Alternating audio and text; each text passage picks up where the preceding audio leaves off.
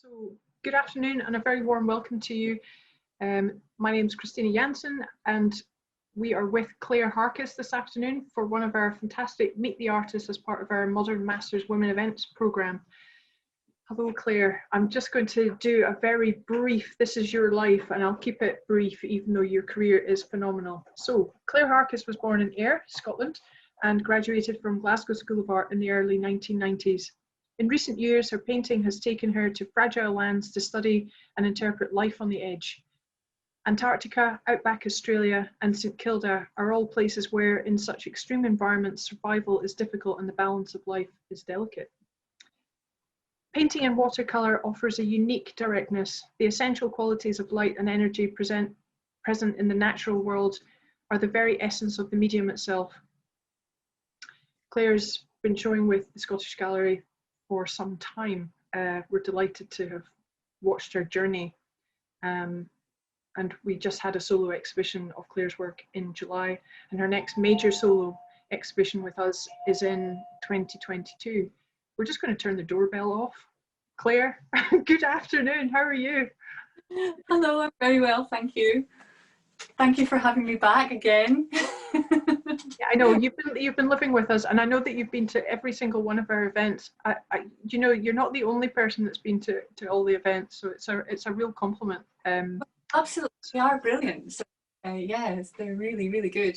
Well, today we had a Meet the Artist with you last month, and we hadn't quite worked out how to share the screen at this point because we've been learning the whole process. But there you are. Tell us where you are in this particular image. It's a gorgeous image. Yeah, isn't it? So that was high in the Arctic in the Svalbard archipelago when I went up there about 5 years ago to have a look and see what was up there. I watched the polar bears, and it was midsummer, so there was absolutely no night whatsoever, and it got a bit, you didn't quite know what time of day it was, and it was just endless day after day. It was yeah, just incredible. And I know that that's your trusty camera there, which I think you've had for some time. I've had that for about 20 years, yeah, and it's been abused relentlessly. So yeah, it's put to good use. Now we're going back in time. So here you are in Perth. So tell us about this particular moment, and thank you for sharing some of these moments with us, Claire. Yeah, well, I had to dig them out. You wanted some images from a way back when, so yeah, it was a surprise to find this. So this was just me a year or two after graduating, and outside, it was the first studio I ever had, which wasn't really mine, but the council, there's a local art association in Perth, and this was Petitlas Castle, which sounds very grand, but there was the art association used to use this as their base, and I was very lucky enough to be able to use it. I mean, terrible for a studio. The walls were sort of 4 foot thick. It was freezing cold, really damp, and the windows were tiny, but it was a space to work in. And that, without that, that was just such a brilliant help. But of course, with cuts and everything, it's now no longer. I think it got sold off and whatever. But so that was outside Petitlas Castle. Yeah, and this is back to college, because you asked for some back to college work. So.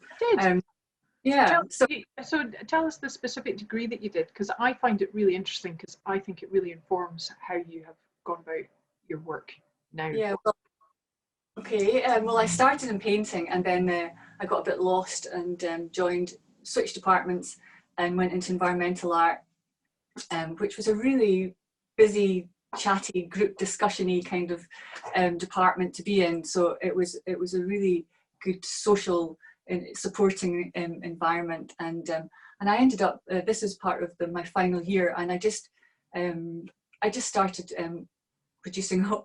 making origami butterflies for the whole year. I made thousands and thousands and thousands. I was just obsessively making them, so that's what that is. And then we had to do very site specific work as well, so we'd have to select a site and then go and ask permission to put a piece of work in the site, and everything that went along with that. So this is the Daily Record building down by Kingston Bridge. I think it's been knocked down now, but it had these fantastic massive windows. And so I I made this piece of work, which has all been made out of origami butterflies of the Daily Record newspaper. And yeah, great, that's that's a detail. And then I'll go back. Yeah. Yes, and I don't know if you recognise the image, but it was at the time, Gina MacDonald was doing a TV programme called 100 Scottish Women. It was kind of a discussion on, you know, issues of the day, and so that was her image that I used. But the people at Daily Record didn't believe that I could produce a likeness, so I did a 6-foot face of Prince Charles as a sample to give them. So so that's the sort of thing I was doing at college, and making films, and very ephemeral, and yeah, very different. There's a bit of wildlife. That's yeah. And then here, and then I was really keen to see images from an artist residency at Edinburgh Zoo. So you've jumped on 5 years from origami to Edinburgh Zoo. Yeah, I did get back to painting with it. I did have a few exhibitions and things just locally, and one in York University, and that kind of thing. And I was doing sort of just farm animals and garden birds, and I think that's on that basis I got that was the portfolio that I showed for the residency. And I mean, it was a fantastic year. It was great to sort of have 24-hour access to the zoo, and being able to be there before and after, you know, out of hours. That was actually the best time, because there was just a kind of chill when, you know, kind of everything seemed to relax. How did these penguins respond to you? I mean, that's quite a smelly enclosure. Yeah, well, that was yeah, I'm not really allowed in there. That was a special event that they let me in there. But yeah, it is very smelly. But they're used to keepers going in there to feed them, so I think they were just looking for food, really. I think that was their main. And this honed your drawing skills massively. It must have done. Yeah, and speed and quickness, and just to get back to you know, just to really enjoying painting, and it's okay to do that. You know, you know, the idea of drawing and painting as being a good solid base for everything else. You know, it's that sort of kind of gets a bit lost sometimes. You know, with art school, and you know, anyway, for me it was really great to just get back to the, you know, sort of making marks and paint and brush and paper, and just back to the elements, and that's kind of stayed with me until today, I think. So I put this in. So these are the guillemots. This is obviously, you know, jumping forward, but I mean, all of that learning, you know, informs what you're doing now, understanding group animal behavior and so on. And then here's another image from 1998. Yeah, this was very much focused on close up on the animals, you know, because you're obviously, you know, they're in concrete or whatever, you know, the zoo's not ideal, but what it did, it just gave me a real desire to go and see where all these animals come from, and that's what's been happening for the last. Yeah, you know, actually going to their real environments. Yeah, and it just gave me a real desire to do that. So these are just really quick. I just go out with you know, a brush and a pad and limited palette, and yeah, it's really nice to see these again. Actually, I remember trying to. I mean, this was part of life drawing training. Because animals don't sit still, and you know, if you can only get one line in, then you know that's so you have to be watching with your. It's great brain training, and I mean that's lovely. Yeah. And also just the other thing at the zoo is, this is really sweet. One of the head keepers, you know, it was such a great compliment, because he just said he could recognise all the drawings that I did of the chimps. He said he could individually name them all. So that was. That's Emma, and there's Emma. Yeah, there she is. Yeah, that's lovely. So the zoo, yeah, I mean, the time it was great. Yeah, so this is very different. This is very personal. Yeah. So at the zoo, it was also a really difficult time, because we lost my mum, and I just really wanted to put a wee nod to that, because she went to art school, and in the late 50s. So that was when Joan Airdrie, of course, was doing her Glasgow Children, and obviously she must have been, you know, everybody must have been hugely influenced, you know, around. And I really cherish, you know, Mum's drawings, and just a nod to, you know, all these talented women and mothers and influencers and educators and you know, this train of women that are, you know, it's just this journey that, you know, we all seem to kind of weave in and out and backwards and forwards, and you know, it's just, I just thank you for letting me put that in. It's okay. We like to. We were talking about the Scottish complexion. It's. I recognise it. It's a bit like my face. It's chalk white. So really well. And there you are. So you've gone from Edinburgh. You've gone from Edinburgh Zoo. I know. To the wild. Yeah. So this is a way down. Well, this is actually the South Georgia en route to the Antarctic Peninsula. Just the most incredible thing. What you don't see actually is at the other, behind the camera, up the bank, there's about 150,000 pairs of penguins behind the camera. So yeah, and the other thing is, you know, in all the, you know, these trips, it's very strict that you can't approach wildlife, but if you sit still for 5 minutes, they're so nosy and they just come up and they start, you know, pecking away. So so just fantastic experience. And again, that was a sort of midsummer trip, and there was huge distances between, you know, we started in the south, in Ushuaia, the south of Argentina, on a boat, and then to Falkland, South Georgia, and then the Antarctic Peninsula. And it's days and days on the boat to get between these islands and places. So, and I kind of thought, oh no, you know, but actually the journey itself, I mean, that was just amazing. You know, there'd be just the changing sea and the changing sky, and the light on giant tabular icebergs, and then an albatross would just appear and eyeball you for a minute or two and vanish, and the most magical trip ever, just fantastic. It must have been very noisy at this particular moment if you've got 150,000 of them behind you. And very smelly, yes. Yeah, and the babies, you don't see them, but they're just such a giant, they just look like big fur balls, of sort of brown fur balls that I mean, they obviously can't go in the water, they drown, but yeah, so it was all these kind of black and white and then these brown furry things. So, yeah, just there they are. There they are. Yeah, but again, this sort of compulsion of, like, I can't stop myself, just this ink, you know, repetitive, the making marks, and you know, to try and just not do a painting of a penguin, and you know, it's just to take it a bit removed from any kind of illustrative thing. There's you can see that but it's gorgeous. You can see the weather coming in. I mean, you've just captured that just with the sweep of the brush. Mm. Yeah. Oh, and there's your albatross. Oh, I just absolutely love this painting. It's one of the, I don't know, I mean, I know you're not supposed to say that, but you know, when you get a line that just works, or a you know, a sort of duet of that just works, and it just, the placement of it, and yeah, I just really like that. Is this something you imagined, or is it something you experienced? Saw that, yeah, it was the city.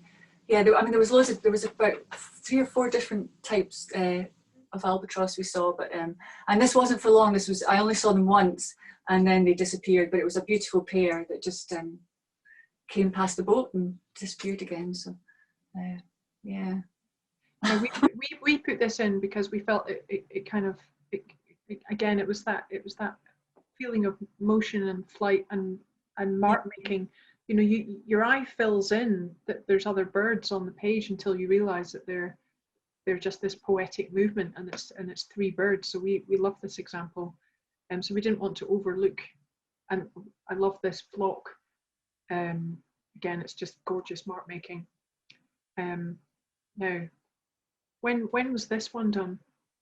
So this was in Antarctica. This was the series from the penguins, and yeah, just again from the boats, it's just like distant cities of icebergs that would just come and go, and the light was fantastic because we weren't far enough to have complete 24-hour light, so we got amazing dawn and dusk that you could almost kind of see at the same time, and so just, and I don't do many landscapes or seascapes, and I don't know why, because I love doing them. so I should really. I must note to self to do more. I mean, I could probably revisit the whole experience again and do a whole exhibition, you know, completely differently. And maybe in light of what's happening, that I might have to do that with travel restrictions. It's really strange because I do associate you as being a landscape painter. As I don't just think of you as animals and birds. That's nice. And this one's gorgeous. Yeah, yeah. I still have this one in my bedroom. Actually, it's just one of the very, very few paintings that that I have that I've kept, and I don't know why it resonated so much with me, but just that a feeling of light and a just ephemeral, just mist and movement. And again, that was an Antarctic series. So yeah. And then to St Kilda. Yeah, so so this started because it was a swap. The helicopter pilot had seen my paintings, and we made a swap. I would give him a painting, and he would get me to St Kilda. So and then, I know, absolutely brilliant. You know, there's real perks to this job. So so then that developed into a 2-year project, and I was out there 3 times. And was able to stay out there, which is, to have this, our own, you know. Helicopter. No, not, yeah, I had that once. The rest of the time I was on the boat, which is a bit of a dodgy ride, but yeah, so, just incredible. I mean, it would just change, the weather would change just, you know, every hour, every 10 minutes. And yeah, so I was painting in the sea here, which is quite good fun. With water. You're dipping the paper into the water. Yeah, I should do that more of that. That was really good fun, and you're left with beautiful traces and just strange marks, and yeah, very much the elements are making the painting for you. So, and then I would do some more work on top, but it was great. I mean, when we were staying there, I tried all modes of accommodation. So the first time was with the kinetic base, and it was all very military, and bells would ring for lunch and tea and things like that. And the second time, it was camping, and it was a really windy day, and I returned to the tent to find the warden lying on the tent. Had completely collapsed, and the warden was lying on top of it so she wouldn't blow away.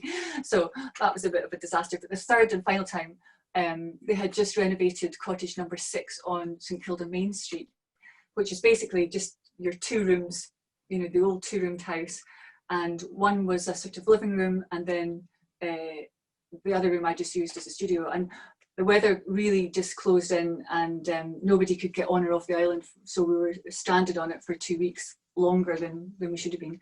So so that was brilliant for me. I just absolutely loved it, and yeah, just the weather coming in and out, and it was brilliant. So it's nice. Yeah, it's nice to be reminded of these things. So then that just.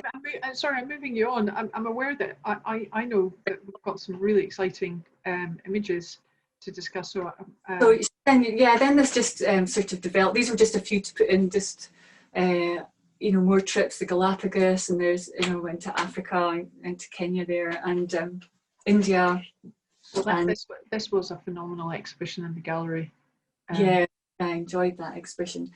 Yeah, so and yeah, again, so going back to the sort of zoo where it's very focused in on, you know, more portraits of the animals. This is really pulled back, and you can, you know, it's nice to see the animals interacting with each other, and you know, much more in their habitat.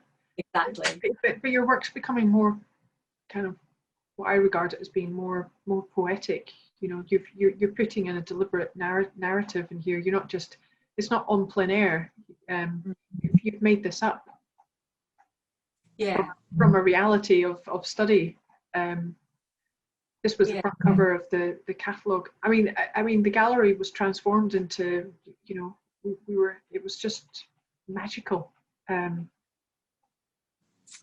you are in the studio in 2002. Sorry, I did mention the bucket yesterday because I wasn't quite sure what it was, but that is your watercolor. It's your water bucket. It's my water bucket. Yeah, it's just just a cleaner brushes. So it's my faithful water bucket. Yeah. Yeah, we'll see that again. No, I'm not making you know, scones or anything.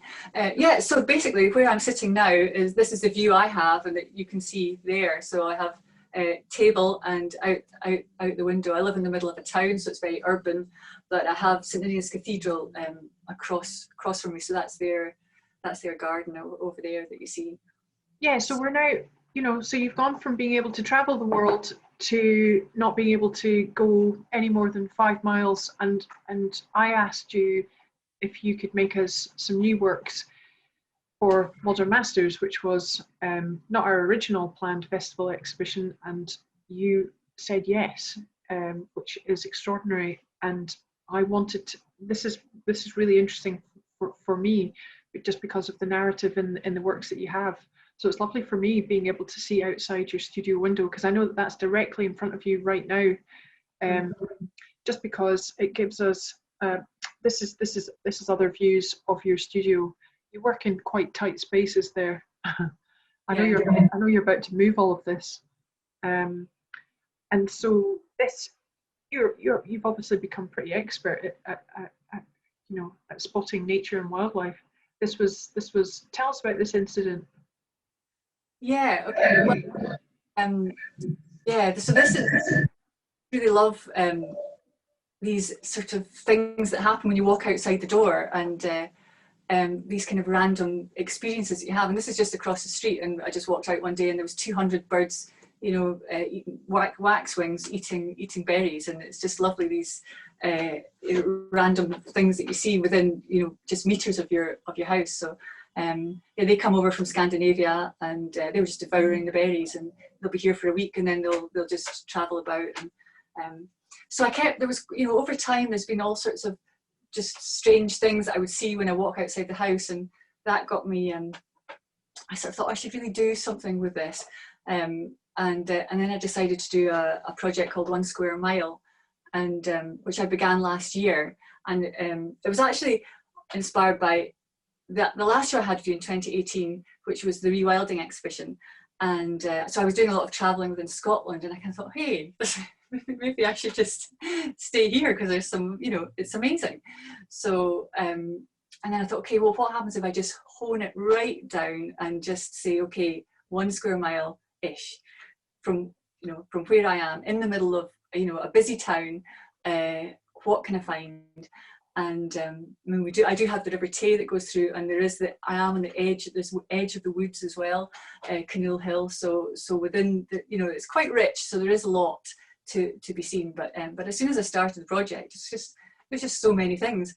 And so I'm now up to about 40 birds and 7 mammals and counting. So you know, it's just been brilliant to just you know, on the doorstep, what is here. And so this was a series of tiny works. That's one of them there. I've absolutely loved doing these.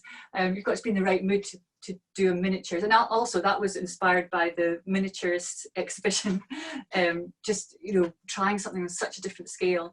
And these boxes are the Perth Museum and Art Gallery is 2 minutes from me, and they were throwing these the Natural History department years ago.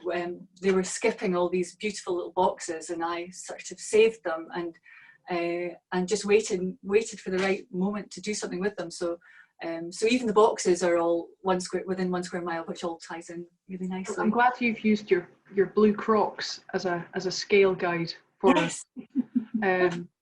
And then this is lovely as well. Yeah, so that actually, I don't know if you can see it. That's it there. I don't know if you can actually see that. Well, I can a little, and if the audience wants to just hone in on Claire in her studio, you can just go up to the top right-hand corner of Claire's screen, and you can make her the speaker. So if you don't want to look at the PowerPoint at any time, you can do that. No, that's lovely. There's sort of ScotRail. Exactly. On your doorstep. Exactly, well, the station's round the corner, and there was blossom, there was blackbirds, and we were at the station, so why not, you know, put them all together. And yeah, so that's what that one was. But yeah, just, and then bam, we're in lockdown, and all sharing this experience together. And wasn't the weather, I mean, it must have been across the country, the weather was just spectacular, and we must have all been looking at our windows night after night at these fantastic skies. So so it's, yeah, and to sort of feel this connected experience that we must all have had. It was a very strange time. So a very intense time and intense skies, and this was the time that I was making work for this exhibition, and for Modern Masters Women, and so this is what sort of influenced the next pictures, really. Well, it's interesting for me because I immediately see where you picked up your palette. So that for me. If I go back there and I come back here, then I mean, and you know, there's the blackbirds calling. We could all hear the bird song. You couldn't hear.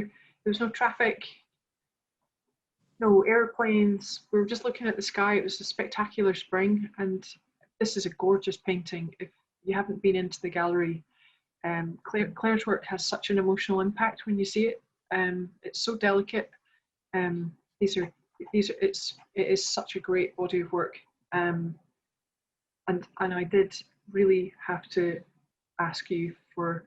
I just wanted to know what this view was out your window. So there's the church, and there's your jackdaw and fat balls, and I know you've got to know these birds very well. Yeah. I mean, I just, you know, they've been nesting across there's a vent cover missing in the roof in the cathedral, and they've been there for years and years and years. And I just loved what this year, especially, you know, just watching them taking in huge sticks to this, and it was day after day after day, and you know, just to see the effort and the work, and then one day they just weren't there. I don't know what happened, but then a few weeks later, I don't know if it's the same family, but jackdaws appeared. That is just across the way as well. Yeah. And they had their family with them. So who knows if it was the same family.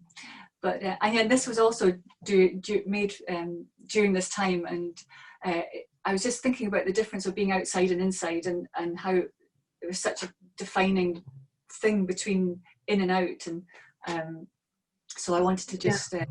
This is really intimate. We've got it big on the screen so you can see some of the brush marks. It's so delicate.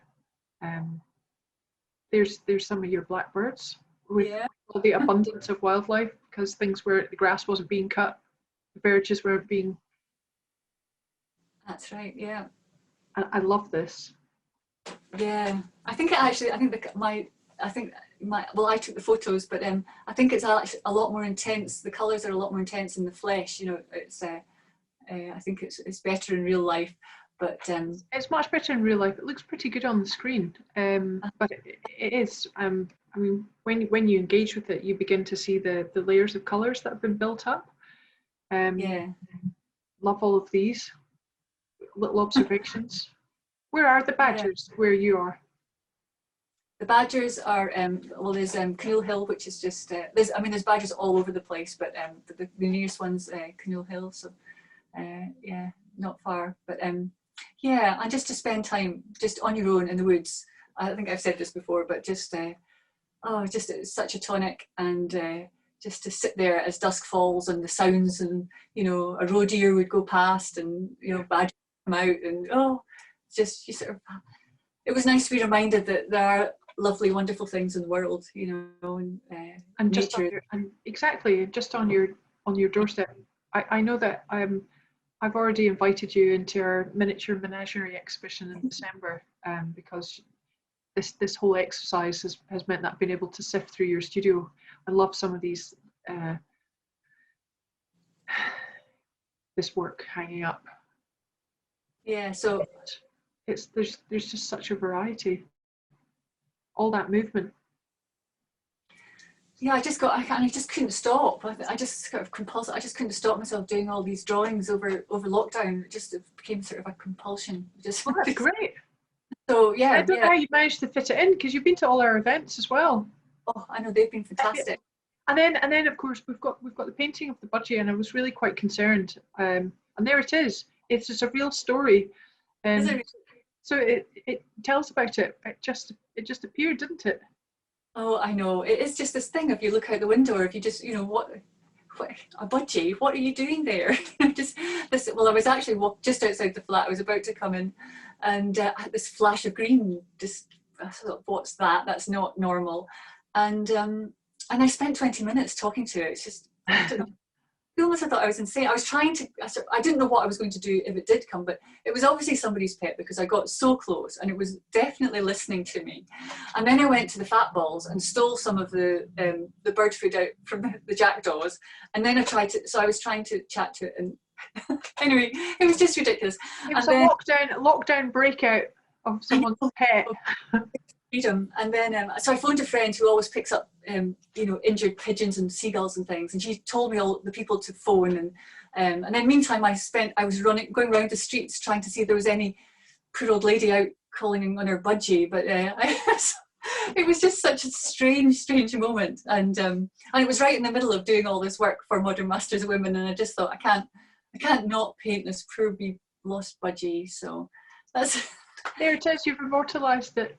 I know, and I just like to think, he or she is just having a blast and, really rocking and rolling out there somewhere still. So, but yeah, and I just, the pictures of the studio, I just have, I don't know how I'm going to clear it out. I just have masses and masses and masses of these half finished.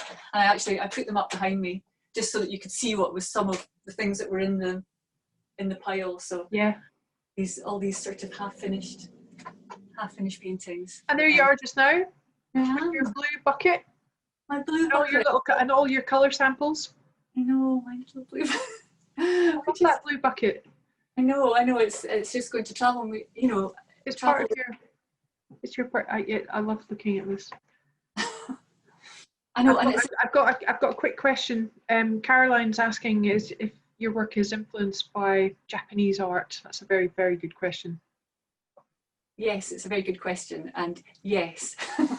Well, and I did go to China about 10 years ago, and there was a delegation of artists from Perth and Kinross went to join an exhibition of Chi Baishi, who is a great master of Chinese ink and brush, and there, when we were there, they laid on demonstrations of traditional ink painting, and that just blew me away, just to see how they worked with it. And of course I had to get to a shop and just came back laden with brushes and paper, and that very much the paper sort of defines how you paint. So you wouldn't, on these thick watercolor papers, it's a very different approach to the really, really thin sort of Chinese calligraphic type marks. So yeah, I'd love to go to Japan though. Oh, and here's the new normal. I know that, sorry, this is just, you just look out the window and you see the strangest things. So there's my garden, and anyway. That's exactly. So it's back to traffic. And so we just put in a few examples. You can see the calligraphic influence in your work here. I'm just, it's a little bit random, but there's a fantastic landscape, and there's one of your iconic polar bears. Yeah. I was just saying to Claire earlier on, we need to re-photograph this. The paper's really thick. It's an object in itself, so I want to take this out of the frame because it has this essential drop shadow which actually picks up on the mark making. You get all the movement, so it's this beautiful object within the frame. I love this capercaillie. That's very Scottish. And there you are, working away. You're always working away. And so because of this conversation, and from basically having a virtual rake through the studio, I asked if some of the smaller drawings were available, because I have this amazing theme that just suits your work. So we've got the miniature menagerie in December, and then we can't wait to find out what you're going to do in March 2022. Claire, I really, really appreciate your time. It's been fantastic having you for our Modern Masters Women. On our newsletter this week, we'll send it out to all the artists. We've kind of put together a big media pack. I mean, it's been 10 weeks of non-stop cover, different types of stories and so on. And you're one of our great living contemporary artists, one of our great women artists within this exhibition. So we're delighted to have you, and thank you very much for being with us today. Oh, thank you. It's a pleasure. Thank you. Oh, you're big now. There you are. I know. But people can do this. I'm trying to teach people, if you just want to look at the speaker, you can just go up to and just make it gallery view, and you can just see you there. Anyway, you're looking fabulous. Thank you for your time. and we'll speak to you very soon. Thanks. Well, thank you. Bye. Bye. Bye.